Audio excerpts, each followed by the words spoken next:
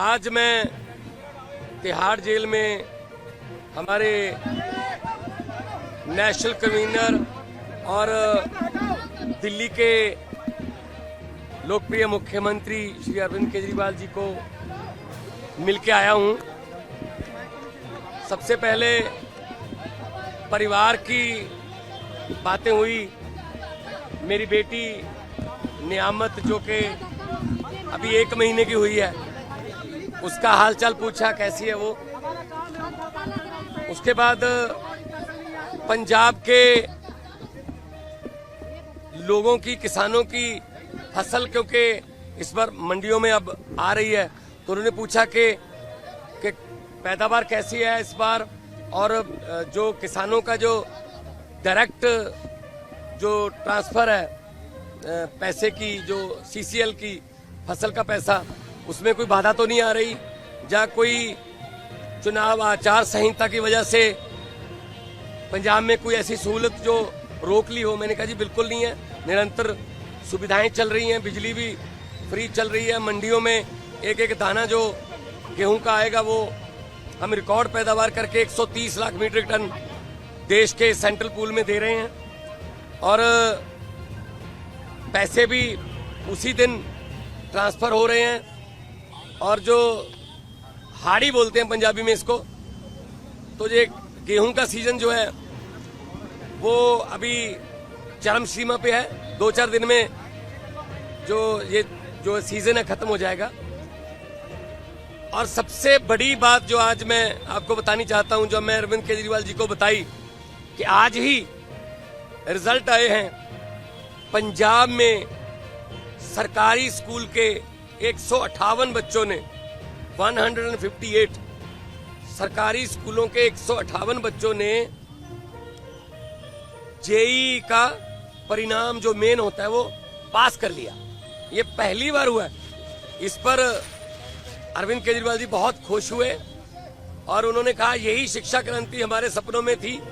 उन्होंने कहा कि मेरी तरफ से सभी सरकारी अध्यापकों को और जो 158 बच्चे जिन्होंने जेईई क्लियर किया, उनके माता पिता को, उनके पेरेंट्स को मेरी तरफ से बधाई देना। तो ये पहली बार हुआ है कि सरकारी स्कूलों के बच्चों ने जेईई का परिणाम क्लियर किया, और ये हमारा सपना सच होने वाली बात है। और उन्होंने दिल्ली के बारे में और देश के बारे में भी पूछा। मैंने कहा जी मैं गुजरात होके आया हूं, भरूच और भावनगर, माइंड ब्लोइंग रिस्पॉन्स है, और लोग, पूरे देश के लोग ये कह रहे हैं कि ये गलत किया अरविंद केजरीवाल के साथ कि उनको पकड़ के अंदर कर दिया। शायद ये सोचते होंगे एक बंदे को अंदर करके हम पार्टी की आवाज बंद कर देंगे, लेकिन आपकी आवाज सर, वो व्यक्तिगत तौर पे तो आपको अंदर कर सकते हैं, लेकिन आपकी सोच को अंदर नहीं कर सकते। तो हम असम में भी गया, उन्होंने मुझे कहा कि दिल्ली भी आना, और दिल्ली के जो प्रचारक हैं उनको पंजाब में भी लेके जाना है, और कहीं भी इंडिया गठबंधन का कोई, हमारा पार्टी का कोई नेता, अगर वो असम हो, चाहे वो गुजरात हो, चाहे वो महाराष्ट्र हो, चाहे वो यूपी हो, बिहार हो, यहीं भी वो बुलाएं, हमने जाना है। ये चुनाव जो है ये जीतने हारने वाला चुनाव नहीं है, ये संविधान को बचाने वाला और लोकतंत्र को बचाने वाला चुनाव है। सेहत ठीक है, सेहत उनकी ठीक है। वो कह रहे हैं कि मुझे इंसुलिन मिल रही है, और अब मेरा रूटीन में चेकअप भी हो रहा है, तो सेहत उनकी बिल्कुल ठीक है। एक इम्पोर्टेंट सवाल यह है, गृह मंत्री अमित शाह ने ये कहा है कि अगर उनकी जान को खतरा है, जेल तो आप ही के अधीन आती है, लेकिन फिर भी अगर मुझ पर शिकायत आएगी तो हम देखेंगे, क्योंकि पिछली बार आपने कहा था कि आतंकवादियों से भी बुरा सलूक अरविंद केजरीवाल के साथ किया जा रहा है। नहीं, मीटिंग तो आज भी मेरी उसी तरीके से हुई है। शीशा, दोनों तरफ जालियां और इंटरकॉम फोन, मीटिंग तो उसी तरीके से हुई है। ये इन्होंने शायद ये मन में धार रखा है कि हम सीधा नहीं मिलने देंगे।